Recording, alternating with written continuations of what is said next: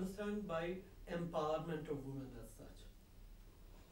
Empowerment of anybody, I would imagine, would be giving them or letting them realize their own potential as people. Empowerment means being able to make choices, being able to make decisions, and not necessarily having this bestowed on you by someone else, but being able to flower to that potential yourself. What do we understand by political empowerment as is being talked about these days with respect to India? I think we tend to belittle that term by just thinking that it's using your vote. And using your vote is belittled further as being casting a vote.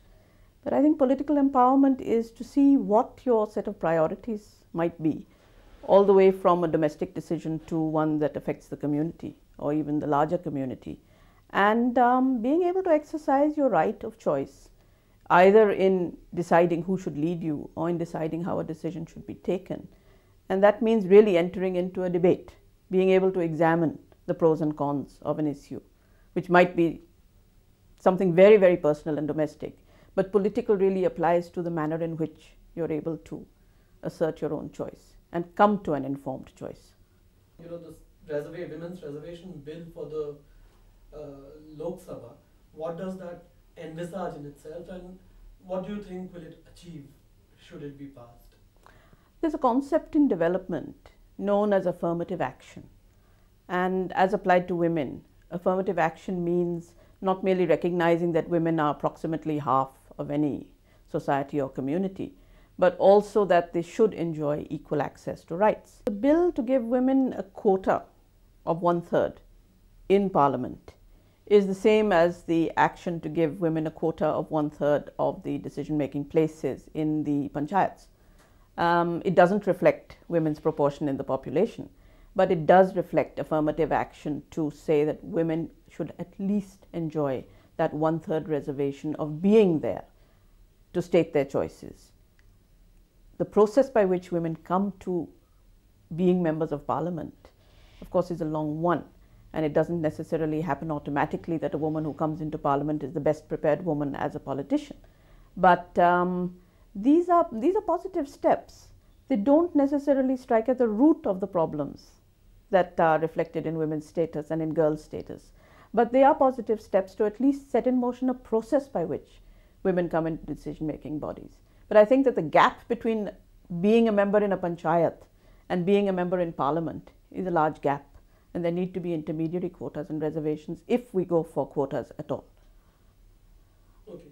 Now there's this debate over whether there are actually so many women qualified enough to fill this 1/3 that we're talking about. Now there's this big debate about what do you mean by qualified. What do we actually mean by qualified, and should that be a relevant argument against passing the bill at all?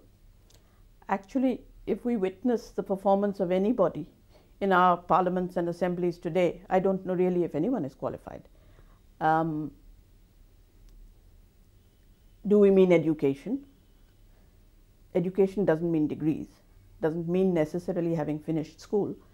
It means being aware and informed, and I believe that women at the grassroots level are aware and informed. They're not necessarily well enough informed to exert pressure on decision-making processes, but they know what their problems are, and they know that there must be solutions. At the Parliament level, whatever are the qualifications that apply to men at this time can be applicable to women. What we seem to fault women on is whether they have enough political education to function as politicians at that parliamentary level. But I'm not certain that men are reflecting a particularly high level of qualification. So I think that if the process brings women in, even on reservations at this point of time, that they would perform at least as well. Whether they would only take up women's issues and whether that is considered to be a special qualification for a woman in Parliament, I don't know. I don't think women should restrict themselves to what are described as women's issues. They should simply have something to say on how development decisions should be taken. Now, talking about issues, uh, what is being said is that the concerns of the average woman is far closer to the rudimentary developmental requirements of our society than what we term as men's concerns. Like the other day we were speaking with some other people, and they were saying that women would, as a matter of collective choice, exercise the right to drinking water, and so that they don't have to go to about 7 or 10 kilometers to go fetch water, and sanitation and things like that. Now, what do you have to say about that? Do you think that women as such, but their concerns would bring into focus what really are the developmental issues, and focus us from uh, you know take us away from being obscurantist and thinking about things that a nation like ours shouldn't be thinking about, and more focused onto developmental activities? I don't know that it's true to say that men have the monopoly of obscurantist thinking, or that women have the monopoly of development insights. Certainly women can see what is it that really cuts into their day, what is it that burdens their time, what is it that they have great difficulty in dealing with, and therefore they might come up with very valid demands based on their own workaday experience. But I think that if one takes a cross-section of the poorer people in our society, men are certainly not unaware of that.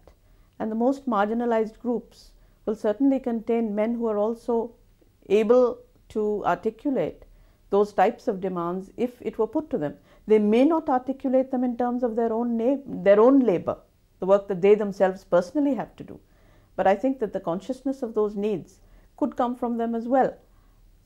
One can't really generalize on it, but certainly women can reflect directly from their own workload what are the types of lacks in their setting.